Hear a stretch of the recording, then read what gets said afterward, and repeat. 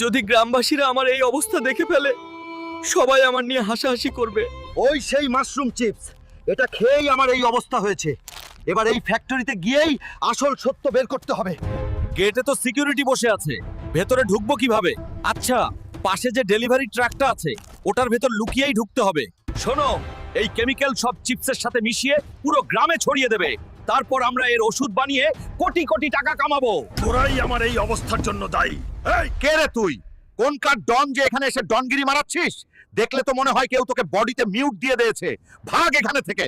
এক তো আমার এই অবস্থা, তার উপর আবার গালাগালি। তাড়াতাড়ি বল, আমি কিভাবে ঠিক হতে পারি? হাল্ক ভাই, আমার কাছে এর চিকিৎসা আছে, আমি আপনাকে ঠিক করে দেবো, আগে আমাকে ছেড়ে দিন। কি রে, জালে ফেসে গেলি না? এবার তোকে শুধু লাইক আর সাবস্ক্রাইবই বাঁচাতে পারবে। বন্ধুরা, আমাকে তাড়াতাড়ি বাঁচাও প্লিজ।